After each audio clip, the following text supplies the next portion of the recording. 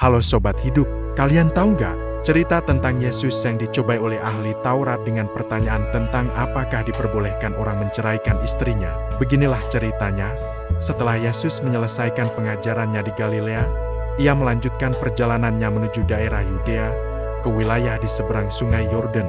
Orang banyak berbondong-bondong mengikuti dia dan ia pun menyembuhkan mereka di sana. Di tengah kerumunan itu, beberapa orang Farisi mendatangi Yesus. Namun kedatangan mereka bukan untuk belajar, melainkan untuk mencobainya.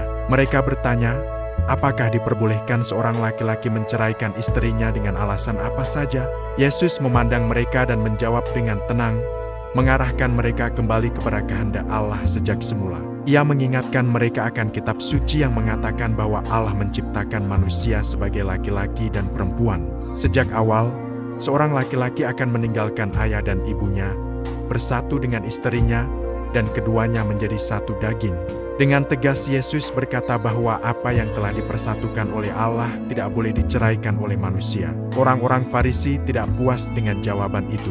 Mereka bertanya lagi, jika demikian, mengapa Musa memerintahkan agar orang yang menceraikan istrinya memberikan surat cerai? Yesus menjelaskan bahwa ketentuan itu diberikan bukan karena Allah menghendaki perceraian, melainkan karena ketegaran hati manusia. Yesus melanjutkan, sejak semula kehendak Allah bukanlah perpisahan, melainkan kesatuan. Ia menegaskan bahwa siapapun yang menceraikan istrinya, kecuali karena perzinahan, lalu menikah dengan orang lain, ia berbuat zina. Mendengar ajaran yang begitu tegas itu, para murid merasa terkejut. Mereka berkata satu sama lain, jika demikian beratnya hubungan antara suami dan istri, lebih baik jangan menikah. Yesus pun menatap mereka dengan penuh pengertian. Ia berkata bahwa tidak semua orang dapat menerima ajaran ini. Ada orang yang memang tidak menikah karena keadaan sejak lahir. Ada yang menjadi demikian karena perlakuan orang lain. Dan ada pula yang dengan sukarela memilih hidup tanpa menikah demi kerajaan surga. Semua itu adalah panggilan yang berbeda-beda, dan hanya mereka yang dikaruniai pengertian yang dapat memahaminya.